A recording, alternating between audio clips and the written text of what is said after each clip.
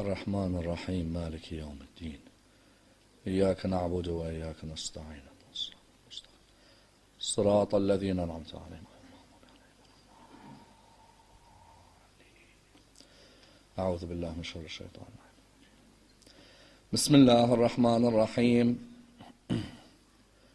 الحمد لله رب العالمين، والصلاة والسلام على سيدنا وعظيمنا وحبيب قلوبنا وشفيع نفوسنا أبي القاسم محمد. اللهم صل على محمد وآل محمد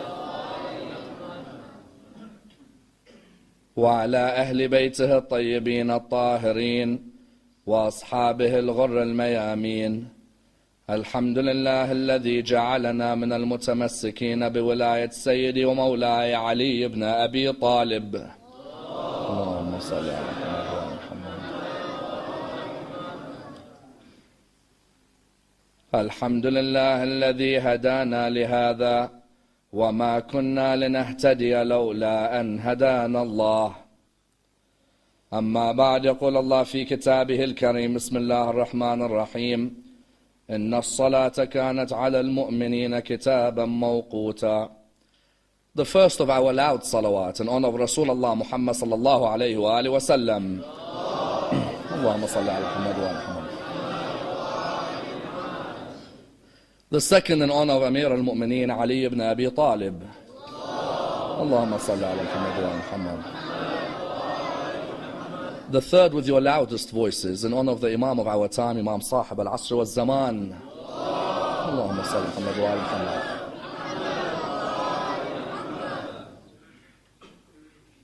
Respected scholars, brothers and sisters, Assalamu alaikum wa rahmatullah wa barakatuh. The discussion concerning separation versus combination of prayers is one of the most important discussions in Islamic legal theory, and is a discussion which requires a thorough analysis, for it is a discussion which affects the lives of many Muslims in the world today. A discussion from which many a lesson may be learnt, and indeed many a fascinating example may be derived.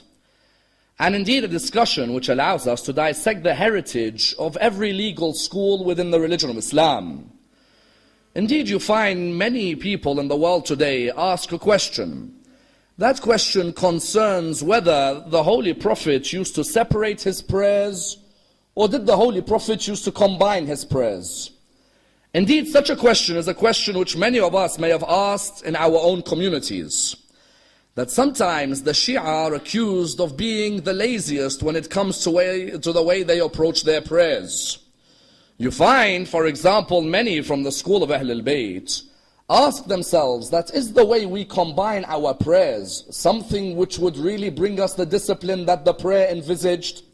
As in when we combine Dhuhr and Asr, and we combine Maghrib and Isha, and we see other Muslims who completely separate, who is really gaining from their prayer? Is it us in our combination, or is it the other Muslims in their separation?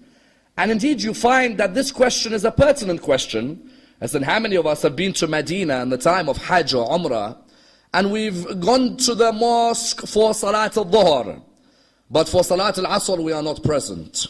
Or we've gone to the mosque for Salat al-Maghrib, but Salat al-Isha we are not present. We may even be leaving the mosque at Salat al-Isha while all the Muslims are coming to the mosque. And therefore someone asks themselves the question, what is the true sunnah of the Prophet and the Imams of Ahlul Bayt? As in the Prophet and the Imams of Ahlul Bayt, did they envisage that their community would be a community where the majority of the community has stuck to combination? Or is it that the Imams of Ahlul Bayt, through the sunnah of the Prophet, wanted a separation? As in how many times do other Muslims come to you and say that you are the people who pray 3 times a day, whereas the real sunnah of Rasulullah is to pray 5 times a day? As in, would you believe there are certain Muslims in the world today who unfortunately until today believe that we only pray 3 times a day? As in, if you go to parts of Indonesia, Malaysia, or even parts of Bangladesh, and even in the most remote parts of the Hijaz, you'll find that there are people who, when you ask them who are the Shia, they reply to you by saying that the Shia are those who only pray 3 times a day. They do not follow the sunnah of Rasulullah, and that Rasulullah prayed 5 times a day. And this is something of a tragedy. As I've said in my previous few nights, Muslims, before they make accusations against other Muslims, have to be willing to look at each other's heritage. In the same way, I, as a follower of Ja'far bin Muhammad, I'm willing to look at the works of Malik in his Muwatta, or for example, the work of Ahmad bin Hanbal in the Musnad. Likewise, I expect the followers of those schools to look at my works as well, to see, am I truly someone who prays 3 times a day and neglects the sunnah of 5? Yet the reality is that the question is a pertinent one. Why is it that we cannot separate? And is it that Rasulullah only separated, as in his whole life? Did Rasulullah only separate or not? Let's dissect this question in the following stages. Number 1, why does the Lord of Islam stress on time for salah? Why doesn't he just allow us to pray to him at any time? Number 2, and of the utmost importance when it comes to this area, does the Quran ever have a verse which says you pray 5 times a day? Number 3, how do we verify when is Fajr, when is Dhuhr, when is Asr, when is Maghrib, and when is Isha? If we never had a timetable with us today. Number 4, did the Prophet separate or combine? And if he combined, was it only because of rain and traveling, or were there other reasons as well? And number 5, how much stress did the Imams of Ahlul Bayt put on the importance of prayer, and which Imam in his last days could not tell the difference between the time of day and the time of night? Let's examine this and dissect this topic in complete depth. When you come to the first question in this area, it's an interesting question which is posed by many non-Muslims and indeed posed by some Muslims as well. Why does Allah subhanahu wa ta'ala set for us times in which we talk to him? Why doesn't he just allow us to talk to him when we want to? You know, there are certain people who do not come towards the religion of Islam because of salah. When you ask them, why don't you become Muslims? They say, your system is too rigid. You say, what do you mean our system's too rigid? They say, you're telling me that I have to wake up in the middle of the night for 5 minutes, and then I've got to be awake in the daytime where I've got to leave my work, leave my family and pray. And then in the evening I've got to do the same. This is something unrealistic. I'd rather pray to a Lord who's a loving Lord, who listens to me whenever I speak to him, who hears me whenever I call upon him. Not a Lord who tells me, okay, I'll listen to you a bit in the morning, a bit in the afternoon, a bit in the evening. Even the Quraysh, when they heard about Islam, the Quraysh, many of them, what did they say? The Quraysh, many of them said, Muhammad, your religion is a nice religion, but this salah, it's a bit too long for us. You're expecting us in the middle of the night to just wake up for a few minutes and to come and pray and then go back to our beds. If you remove salah, we are willing to join your religion. If, however, salah remains, we have no interest. You find on the first level, the answer to this question also is vital for those who have a particular theory. There are certain Muslims in the world today, because he's so busy for Allah. You know, we can be busy for Allah. There are certain Muslims who are so busy that they can't make room for Allah. So what they do is they do Fajr, Dhuhr, Asr, Maghrib and Isha at the end of the day. MashaAllah. And if it was that easy, I'm telling you, we'd all do it at the end of the day. There are certain Muslims, he will actually come at the end of the day and he'll do all 17 rak'ahs, for example. And you say to him, why? He says, you would not believe how busy it was at work today. Allah subhanahu wa ta'ala for about 11 hours was not in my life. So I decided that I'll make for him about 45 minutes at the end of the night. Other than that, there's no need to make time for him. You find that there are certain Muslims with this type of mentality. Why do I pray Dhuhr, Asr, Maghrib, Isha? Let me just do it at 11:58. And at 11:58, everything will be all right. We reply in the following answers. Firstly, when a non-Muslim says to me, your Lord, because he sets for you times, is not a loving Lord. Do you know what we reply?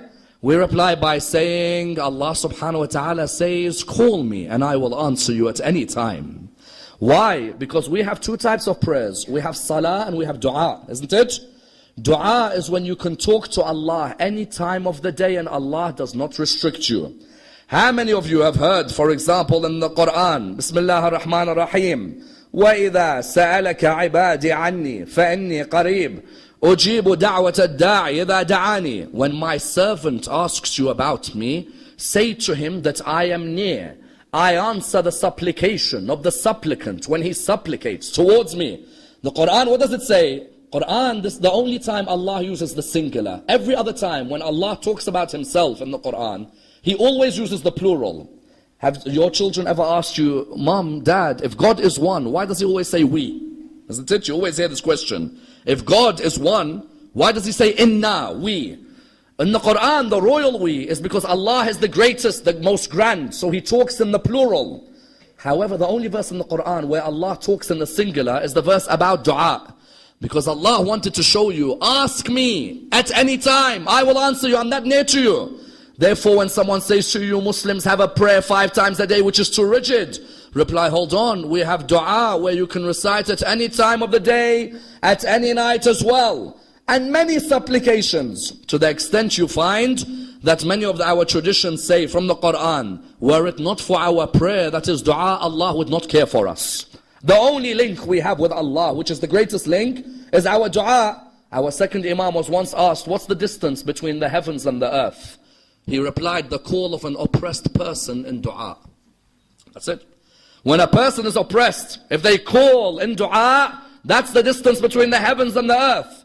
Therefore, what do you find? You find that those who say this, that's number one. Number two, when Allah set specific timings for salah. Why did Allah set specific timings? It's to build discipline in you, the human being. If you're on time for the meeting with your Creator, you can definitely be on time with the meeting with His creation. Some of us, I promise you, if you have an important job interview, someone says to you, be there at 7. Wallah, there are certain people there at 6:40. True?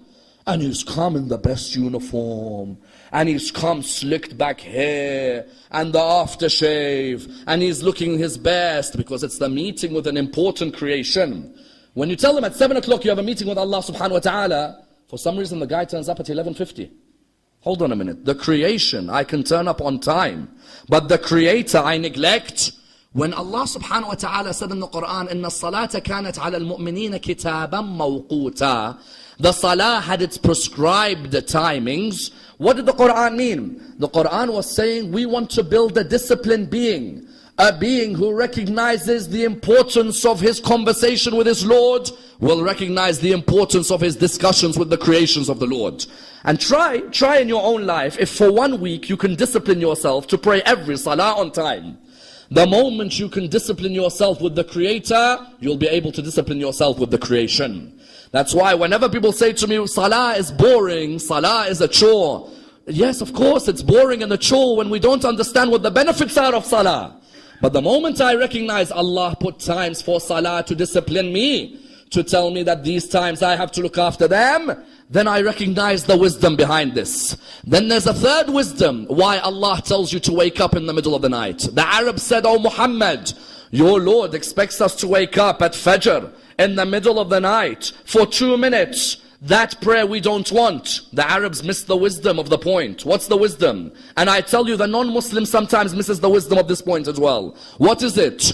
When a Muslim is the only of Allah's creation who wakes up in the middle of the night, what does our fourth Imam say about that person? He says to the person who claims he loves Allah but does not honor Him in Salat al-Fajr, oh my Lord, how can I claim to love you when I can't wake up in the middle of the night to thank you? True?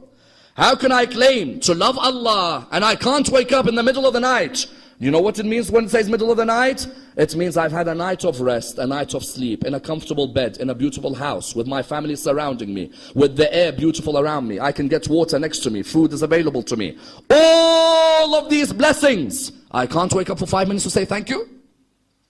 5 minutes. Imam says what? How can I claim to love you when I can't wake up in the middle of the night to thank you?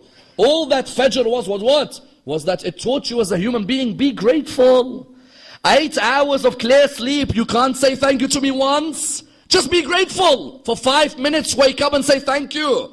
Because if you can't be grateful to me, you won't be grateful to anyone else. I'm culturing thankfulness in your soul.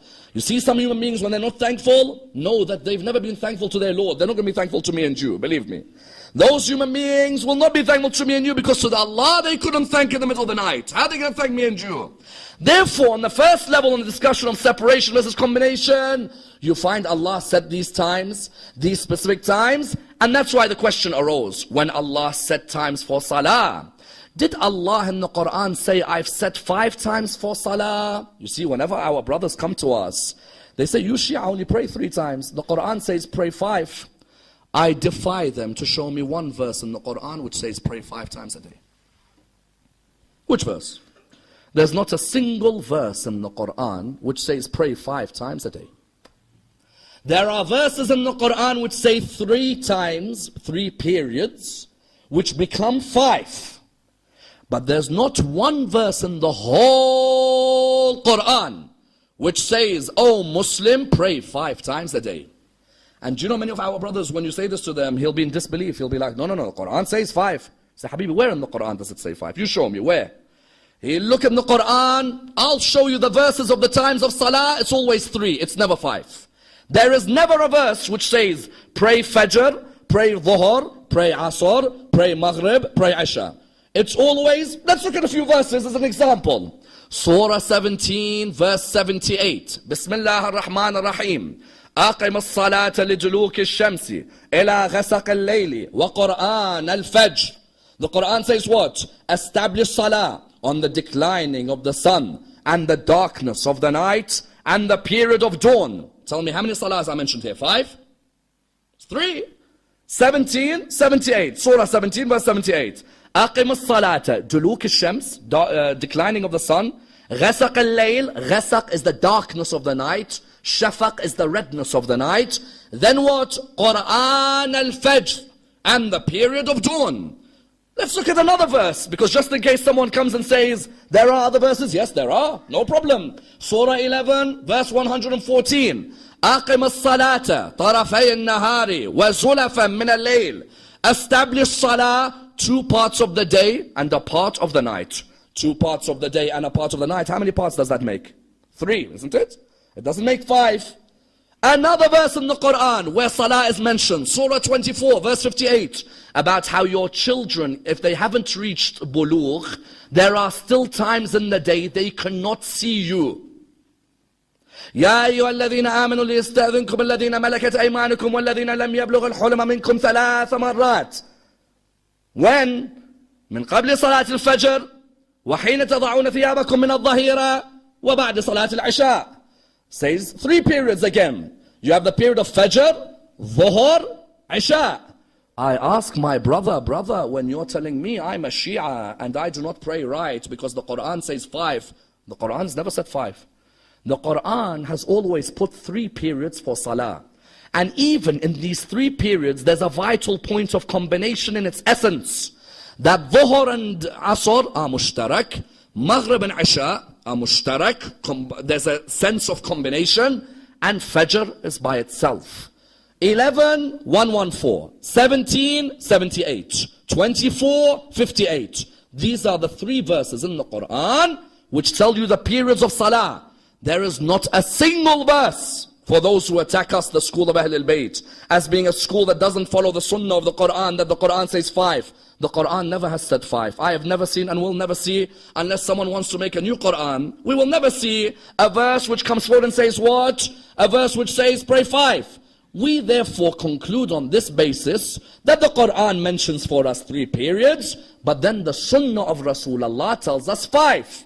Because in the Sunnah of Rasulullah, Fajr, then you have Dhuhr, Asr, Maghrib and Isha. Someone asks, how do you verify Fajr? How do you verify Dhuhr? How do you verify Asr? How do you verify Maghrib? How do you verify Isha? This is a fundamental point. Why? Because, okay, we live in a beautiful age of technology today. Alhamdulillah, you click a button on the internet and straight away the timetable emerges. But do you know how much the Imams of the different schools of fiqh across the Muslim world, do you know how much they try to protect the Salah of Rasulullah by trying to make sure that they gathered the hadiths which teach a person in a remote area where he may not have the world's most advanced technology? They still provided him with an understanding of what Fajr was, what Dhuhr was what Asr was Maghrib, what was Isha. You find, for example, when it came to Fajr, the ulama said that when it came to Fajr, before dawn, you may see a column of whiteness from the east. Seeing this column of whiteness from the east before dawn, they called that the false dawn. When there's a spread of that column of whiteness, they called that the second dawn. Therefore, they termed that what? That was the time to pray Fajr. Then you found, for example, when they tried to term what is Dhuhr, they said when the sun crosses the meridian and continues, where the shadow of the object, the length is the same as the height, that is Dhuhr. If the length of the shadow of the object exceeds the height, then you know that Dhuhr is ending. If the length exceeds the height up until the period of sunset, then that is Asr. Then if you have still what? Sunset, then sunset is producing Maghrib. When the reddish glow removes itself from the western horizon, then you have come towards what? The end of Maghrib. Then with Isha, you see the darkness of the night and the removal of the yellow twilight. Differing, of course, on Abu Hanifa and Malik and Shafi'i and Ahmad bin Hanbal's opinions. Yet you found Islam, for each salah, gave a particular understanding. This is Fajr, this is Dhuhr, this is Asr, this is Maghrib, this is Isha. Even some of the school of Ahlul Bayt say, okay, what's the qada for Dhuhr or the qada for Maghrib? Say we wanted to separate. What would be the qada for Dhuhr? The qada for Dhuhr is the period in which you can pray Asr before Maghrib. The length of time it takes for you to pray Asr just before Maghrib, that period there, Dhuhr has become qada. Because you know, sometimes our people, you'll find him praying Dhuhr at what time? If Maghrib's at 6:58, he's praying Dhuhr at 6:57 and 49 seconds, isn't it? And he's finished it, and then iftar, mashallah, is waiting for the person. Wallah, I wish it was that easy. Because you know, in the Shahr Ramadan, what tends to happen with some of us is if we stay up late nights, that person thinks to himself, you know what, I've got nothing tomorrow, I'll wake up just before iftar. Of course, there's no Allah, there's no existence to wake up to at 1 o'clock, to thank. No. I'll wake up just before iftar. You find, no, Salatul Dhuhr becomes qada when that length of time it takes to pray Asr before Maghrib, that is when it becomes qada. Because Allah allows the timing for Asr to be that time just before Maghrib. Likewise, if Maghrib's qada is the period it takes for Isha before the middle of the night. And Imam Amir al-Mu'mineen salawatullah wa salamuhu alayhi. Allahumma sallallahu Imam Amir al-Mu'mineen alayhi salam, even within the Nahj, he has discussions concerning each of these timings for salah. Be it at the time of Fajr, when a person, you know when it's Fajr, when you can recognize the face of the companion, he says. Or for example, if he's talking about Dhuhr, when the equal length of the wall of the goat pen is equal to the wall itself. Imam Amir al-Mu'mineen allows you to understand that if the person is breaking his fast, then know that the time of Maghrib has come. Each of these times, Al-Muhammad stipulated that clearly, you want to ask us about combination, we'll provide you with details about combination. You want to ask us about separation, we'll provide you with details about separation as well. And that's why someone asks, what was the sunnah of Rasulullah? Was the sunnah of Rasulullah Fajr, Dhuhr, Asr, Maghrib and Isha? Or was the sunnah of Rasulullah, no, Fajr, Dhuhr and Asr, Maghrib and Isha? Let's understand it on a base concept. Every Muslim in this world today, every Muslim has to believe in combination. And that's why students who haven't studied Islamic law and throw this attack on a Shia, if they've studied basic law, be they followers of Imam Abu Hanifa, or followers of Imam Malik, or followers of Imam Shafi'i, or followers of Imam Ahmad bin Hanbal, they will know that each of those Imams said there is a time for combination, no doubt. But they differed as to when the time of combination was. For example, they agreed that at Arafah, you have the jam' which is known as taqdeem. And at Muzdalifah, you have the jam' which is known as ta'khir. At Arafah, they combine Dhuhr and Asr. Isn't it? You see Muslims at Arafah combine Dhuhr and Asr. Asr returns back towards what? You bring the two together. At Muzdalifah, the Muslims will come together and you'll find what? There is a combination between Maghrib and Isha. So Jami' al-Taqdeem and Jami' al-Ta'khir occurs amongst all Muslims. But what you find is that in the four schools of fiqh of our brothers from Ahl Sunnah, you will find that they differ as to when you can combine your salah. Abu Hanifa says, only in that period in Hajj are you allowed to combine your salah. Only. Malik, Shafi'i, and Ahmed bin Hanbal say you're allowed to combine your salah when it is raining, or when you're traveling, or when you're in a state of fear. But I thought you can't combine salah. Habibi, when you give an opinion on the basis of knowledge. Don't just give me an opinion after reading 2 articles on the internet. As in today, everyone's become a mufti, isn't it? Everyone. You go anywhere in the Muslim world, Ayatollah Googly and Ayatollah Wikipedia, all of these people, every single one of them, he's read a couple of articles on the internet, and you see him all of a sudden giving you fatwas. You're wrong, we're right. Calm down. There are people who take years to study these intricacies of jurisprudence. When you come, every school says, combination occurs. We reply by saying, if Malik and Imam Shafi'i and Imam Ahmad bin Hanbal, if they say combination can only be when you're traveling or in fear or rain, does that mean that Rasulullah only combined in these circumstances? Not at all. Rasulullah combined in circumstances other than these as well. And where are the references? This is where we have a problem, both the Shia and the Sunnah. None of us read our books. This is simple. The Shia don't read their books, and the Sunnah don't read their books. And what begins to happen is people start slanging each other off without having read their literature. If you go to the main books of our brothers in Ahlul Sunnah, it is clear that Rasulullah used to separate his salah and used to combine his salah.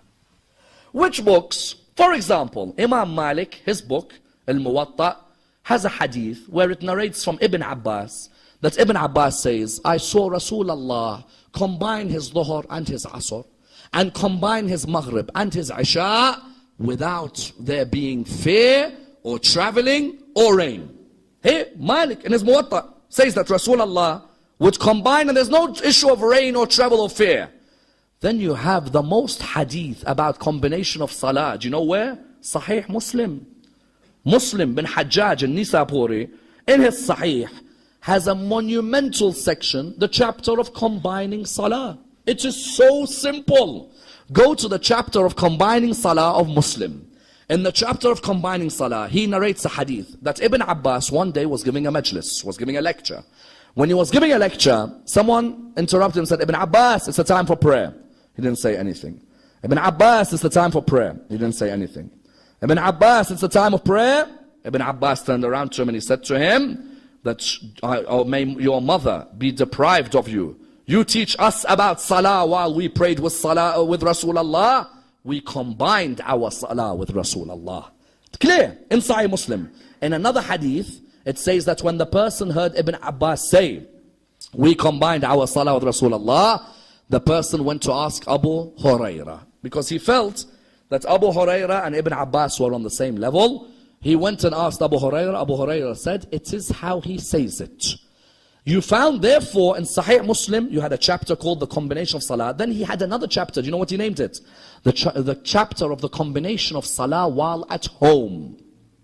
To highlight that it's not just when you're traveling that you can combine. At home, there's no harm. He narrates a hadith where Ibn Abbas says that Rasulullah, even when he didn't travel, he used to combine his salah at home. He'd combine Dhuhr and Asr, and he'd combine Maghrib and Isha. Then the next question was, why would Rasulullah allow combination? Bukhari, in the Sahih of al-Bukhari, you find that within the Sahih, what does it say? Muhammad bin Ismail al-Bukhari says within his Sahih that there is a chapter called, it's not called the combination of prayer. He ironically doesn't have a chapter on combination of prayer, yet every hadith he mentions under the chapter is about combination.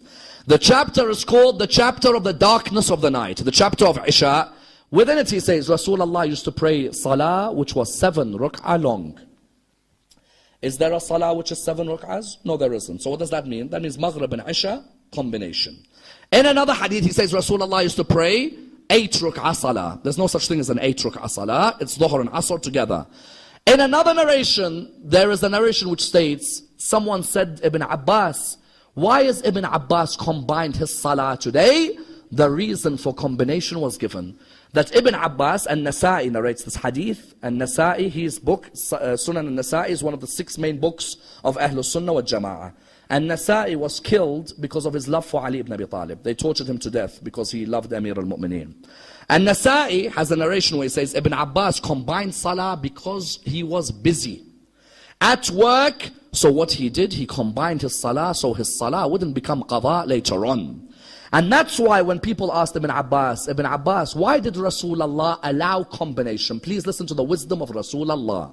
Oh Ibn Abbas, why did Rasulullah allow combination? Ibn Abbas said, Rasulullah said, because this religion, Islam, has come to bring you ease and not hardship. Simple. Just because I separate my salah doesn't mean I'm trying to be like a champion amongst Muslims. No. The religion came to bring ease and not hardship. Rasulullah recognized that not everyone in their world of work has the luxury of being able to take time off for salah. Some do. But then there are others, no. There may be a time when a person's lunch break in Arabia may have been 4 hours. Today, it may be 5 minutes long. Rasulullah recognized, I don't want these people all praying qadha every time they get home. Do you know how many people will pray dhuhr in a mosque? Then you'll see him sleep in that mosque. Have you noticed? He's sleeping. Then do you know when you wake him up? Just at the time of Maghrib. Brother, wake up. What time is it? The Maghrib. Oh, I got to get to Asr. What do you mean you got to get to Asr? So you were sleeping all this time to wait for Asr just before Maghrib? Why didn't you put the two together? If you're going to sleep, then put the two together. If you're going to go back to work, then separate. No problem. Rasulullah envisaged there would be a time where Muslims trying to separate would end up missing the prayer. They put themselves in a situation where they do that prayer qadha. So Rasulullah said, this religion has come to bring ease and not hardship. I am your prophet, aren't I? If you want to be pious, aren't you meant to follow me? Even I as your prophet combine my salah. There are times when I think I need to combine my salah. I need to bring dhuhr and asr together. Then there are other times, no. I believe that if I separate my salah, I have time. That's why if we go, for example, on ziyarah, sometimes I say when we go on ziyarah, why don't we separate our prayers? As in on ziyarah, we have so much free time on our hands, don't we? Realistically. When you go, for example, to Mecca or Medina or to Mashhad or to, for example, Karbala, how much time do you have on your hands? So why do you need to put the two together? Why don't we wait? We pray our dhuhr, then we pray our asr. In the school of Ahlul Bayt, you can pray the asr directly afterwards. There isn't a problem. Because remember, the original verses said that the timings are combined. When Allah mentioned dhuhr and asr, they were combined in the Quran. You can do that. Or you can separate. There is no problem. Of course, Al Muhammad would want a person, the highest reward is in separation. There's no doubt. The highest reward is in separation. Why? A person who separates, his day revolves around his salah. And a person who combines, his salah revolves around his day. A person who separates, his day revolves around his salah. When he knows dhuhr at 1:15, he prays it. But he knows asr, for example, let's say asr is at, 4:47. He will not take a meeting at 4:47 because he says, I've got another meeting with my Lord at that time. The whole day's complexion changes. Rasulullah said, if you want to do that, there is great reward. No doubt. We the Shia aren't the people who are saying, no, we have to combine. No, if you can separate, then you get closer to Allah in separation, then why not? You can allow your day to revolve around your salah, then why not? Why shouldn't a person make 5 different times in honor of Allah subhanahu wa ta'ala, talking to Allah? So you found Ahlul Bayt stressed on this in their lives. And that's why you found each of the Imams of Ahlul Bayt would be focusing on the importance of salah's timing, because it brought discipline to them in their lives and brought discipline to their followers as well. Look at the Imams of Al Muhammad, how much discipline they displayed in their life because of their salah. If you look at Imam Amir al-Mu'mineen, for example, that narration which is mentioned in the lives of many, the narration which states what? That Ali ibn Abi Talib had an arrow stuck in his ankle. And the companions would come and ask Rasulullah, Ya Rasulullah, when is the best time to remove this arrow from the ankle of Amir al-Mu'mineen? When do you think the best time is? For us today, wallah, just one small splinter in our toe, we start crying and shouting and screaming in ambulance and hospital. You find Amir al-Mu'mineen, Rasulullah said what? Rasulullah said, take it out while Ali is in his salah.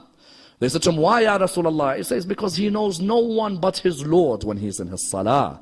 That much discipline in his salah he displayed in his life. It would not be ironic that his son Imam al-Hussein would display that discipline on his way to Karbala. I tell you, one of the most beautiful moments of humility on the way to Karbala, or when they got to Karbala, was when Imam al-Hussein asked Hur bin Yazid al-Riyahi, Hur, why don't you lead us in salah? It's as if Al-Muhammad were not coming to say Salah is ours. No, rather we all want to be united in our Salah, standing toe to toe, shoulder to shoulder alongside each other. Hur looked at him and he said, Aba Abdullah, a person like you, the son of Fatima al-Zahra, how can I lead ahead of you? May my mother's life be sacrificed for your mother. Even though Hur at the time was the opposition, but he still had that humility that Aba Abdullah is in front of me in Salah. I go and pray when the grandson of Rasulullah is there. And that's why even when Umar bin Sa'ad wants to attack Imam al-Hussein, look what feeling is in Imam al-Hussein before he is about to be killed. He tells Umar bin Sa'ad, give me one more night where me and my companions can spend the night in Salah. Where me and my companions, that prayer which disciplined us to reach this level, allow us one more night. And even on the 10th of Muharram, when he prayed that prayer where two of his companions would take arrows on their body just to protect Salah and the timing of Salah. Yet Imam Amir al-Mu'mineen, in his life, he could tell the difference between day and night. It's an honor, isn't it? It's an honor that in my lifetime, when it's day, I can tell it's Dhuhr. When it's night and I see the darkness of the night, I can tell it's Maghrib and Isha. And Imam al-Hussein the same. He was able to see the difference between darkness and night. May Allah bless the soul of Imam Musa ibn Ja'far in those years which he spent in the prisons of Baghdad. Imam Musa ibn Ja'far, may Allah bless his soul and raise us alongside him. The only Imam of Al-Muhammad who in his last days couldn't tell what time the Salah was except from the voices of the prison guards. 20 years they moved Imam Musa ibn Ja'far from one prison to another, from one prison to another, from one guard to another.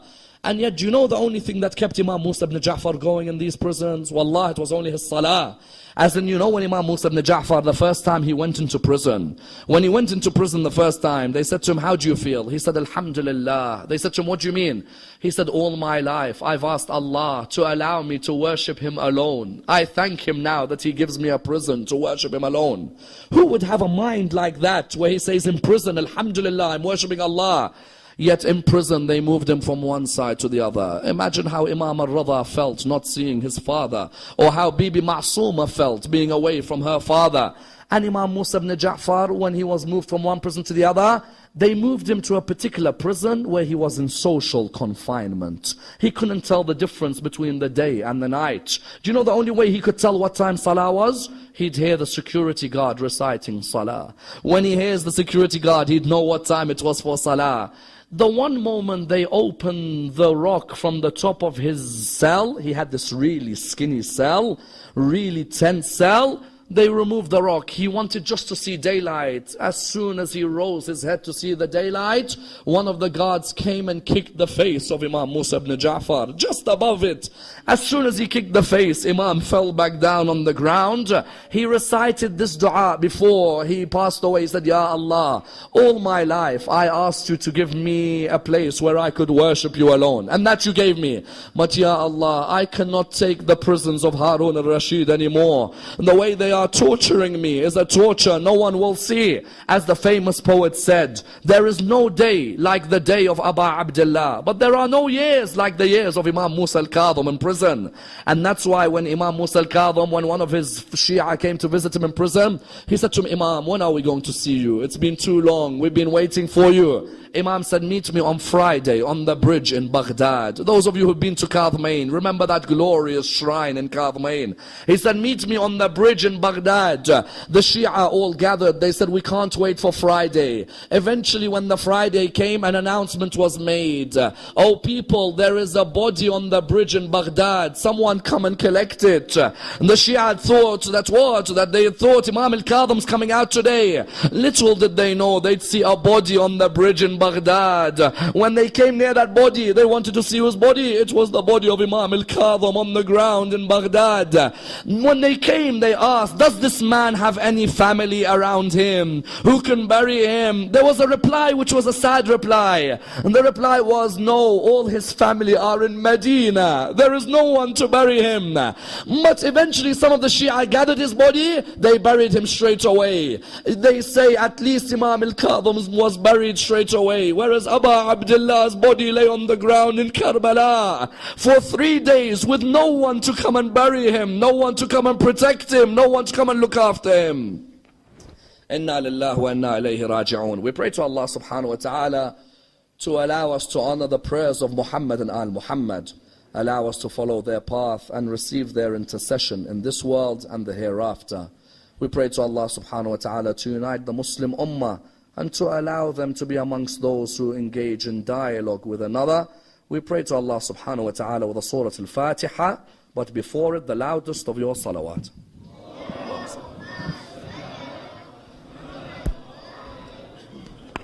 Bismillah.